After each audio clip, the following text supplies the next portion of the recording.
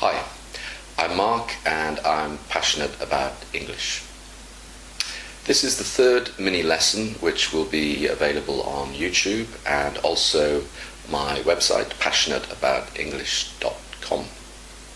So as I've explained before, I'll be teaching one idiom, one phrasal verb and one collocation in each lesson. Now, even if you know all these three, there should still be plenty of other things in these mini lessons which you can learn. But also very important that you connect with English each day. Just one mini lesson each day will help you keep up your English. And if you find these videos difficult, the more you watch, you'll get used to my voice and they'll become easier, I think, for you. And of course, if you watch each video a few times, it should get a lot easier too. Now, before I start, I just wanted to tell you the phrasal verb from yesterday, mini lesson number 2, was fall out. And I explained how maybe you have an argument with a friend and you fall out with him or fall out with her. So in actual fact, that phrasal verb is fall out with. But there's also another meaning to fall out. For example, maybe you've seen the movie Life of Pi, and the boy fell out of the boat. We often use of at the end of fall out, but you could say the boy fell out the boat or the boy fell out of the boat.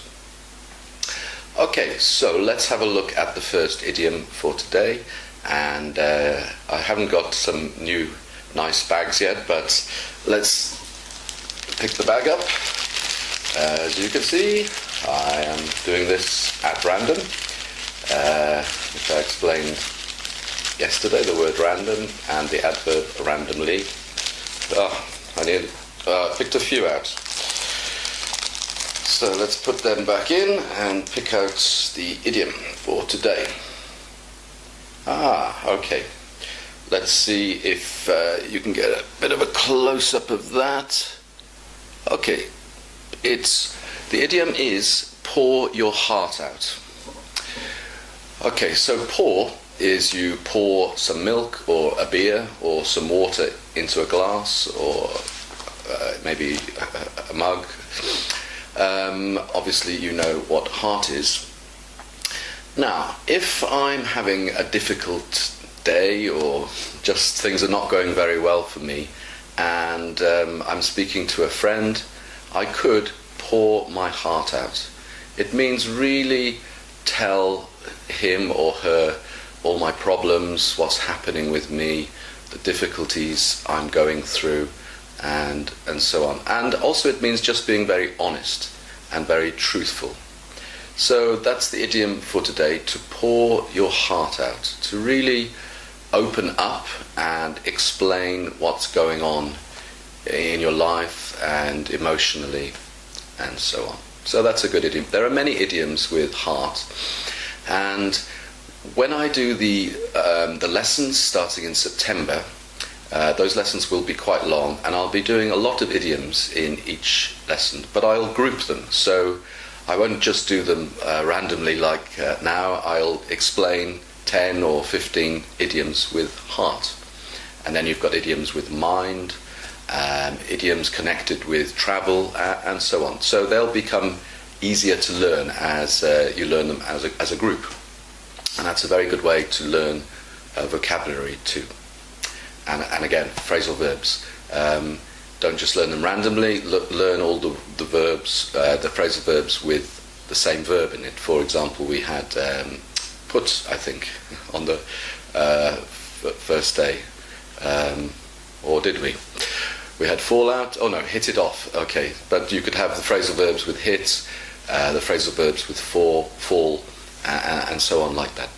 Okay, so today's phrasal verb, it would be funny if I now pick out put up with, but probably unlikely. But there's the back. So let's have a look at today's phrasal verb. Turn down. Okay, there it is. Turn down. Okay. So this has a few. Sometimes I won't. There are a few meanings to a phrasal verb, and of course, off the top of my head, there's an idiom. It means, because I have to think quickly to explain it. So off the top of my head, I may not explain every meaning. Okay, but the first meaning which springs to mind, another idiom springs to mind, comes into my head firstly or immediately, means when you turn down an invitation, or when you turn down somebody, or turn down an offer. So it basically means to say no, to refuse. So if you ask me, Mark, would you like to go out for dinner tonight, or do you fancy going out for dinner tonight? And I say, I'm sorry, I'm busy, or I don't really want to. Then I turn you down, or I turn down your invitation. Okay, another meaning of turn down is turn down. Now let me think about this carefully. Turn down. Well, I just said turn down an invitation, turn down an offer. I'm just thinking turn down a page. So I'm having slight doubts about this, because sometimes when I explain things I start thinking, is that really true? But for example, in a book, you could, when you've finished reading that book, or finished reading the part you are reading, you can turn down the page. Just means the corner, and then you just put it there, so next time you open it, you know where you are. Actually, I hate doing this with books. I think it spoils the book. Better to use a bookmark. A bookmark is something you just place where you finished reading, and then you can open it without turning down the page. Okay, so that's turn down. Next, for your collocation, one bag, one noisy bag, and let's have a look at today's collocation. Okay, so there it is, and it is breathtaking scenery. Okay, so scenery, let's say you go to the beach or the mountains or a desert or somewhere in nature usually, and it's really a wonderful view, a fantastic view. So we call this the scenery, what you can see. And if it is really beautiful, we often say it's breathtaking scenery. If you go to the Himalayas, for example, the mountains, of course it's breathtaking scenery. And actually there's an idiom connected with this too. You can say, it took my breath away. I think there's a song too, you take my breath away. So it means it's so amazing that almost you can't breathe, because it's like this. So breathtaking scenery, that's the collocation for today. And the extra idiom there, you take my breath away, or it took my breath away, and so on. Okay, on to our joke, or maybe more than one joke. So let's open my book and let's have a look. Okay, so today's, I need to take the glasses off. Okay, so these are jokes connected with dating. So I've got, I'll just show you the book actually. It might be worth you buying. It's called A Man Walks Into a Bar. And in English, many jokes, well, there are many jokes that begin with this sentence, a man walks into a bar. Okay, so these jokes are connected with dating. So the first one seem to be quite short, a lot of these, so I'll give you a few. Okay, so joke number one. My girlfriend told me I should be more affectionate. so I got 2 girlfriends. Okay, so I guess you can understand this easily enough. So my girlfriend said to me to be more affectionate. Affectionate means more loving, more attention, and so on. So obviously my girlfriend wants me to be more loving and touch her more, kiss her more, etc. But the boyfriend, he's made this into a joke and said, so I got 2 girlfriends. So he can be more affectionate by having 2 girls. Okay, it's again a little bit playing with words. Okay, here's another joke. Ladies, go for younger men. You might as well. They never mature anyway. Okay, so just for those who don't understand this completely, go for means try and get, or choose. That's even better. Choose younger men.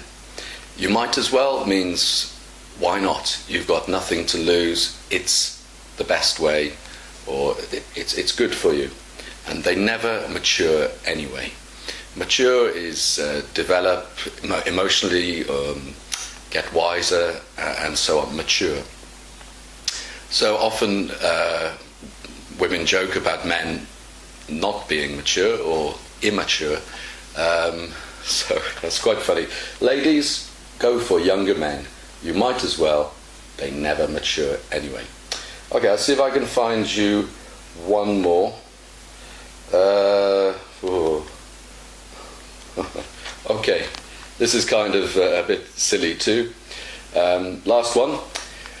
When I'm not in a relationship, I shave one leg, so it feels like I'm sleeping with a woman. Okay, this is kind of a bit stupid, but in a way also a little bit clever.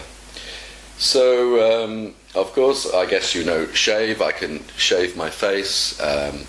And of course, some women and I guess some men also shave their legs. So obviously it's a man talking.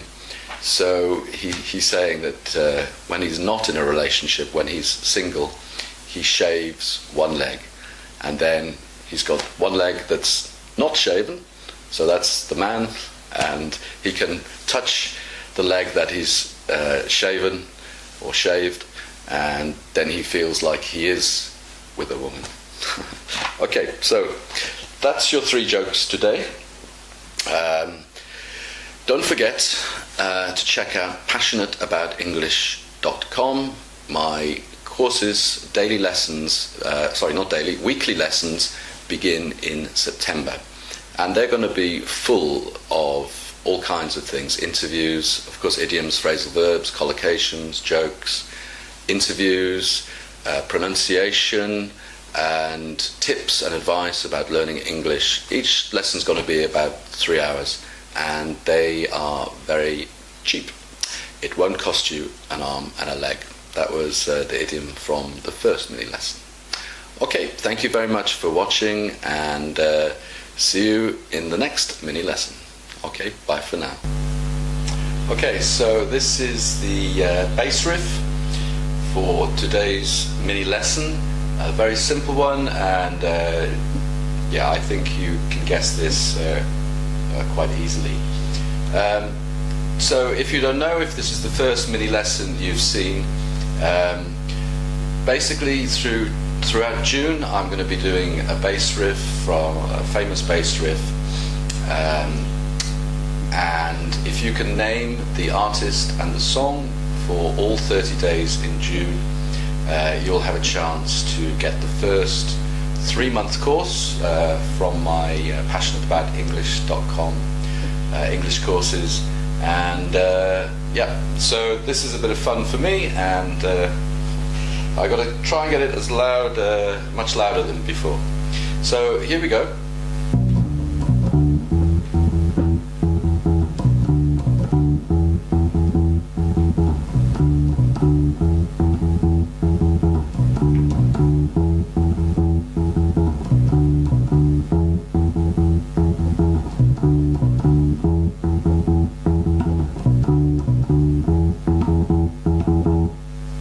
Okay, so Yeah, a very famous song by a band who were very famous in the 70s, and yeah, and of course, if it's difficult for you, maybe you're very young, maybe if you ask your father, for example, or older brother, or somebody who's into music, they will certainly know that song.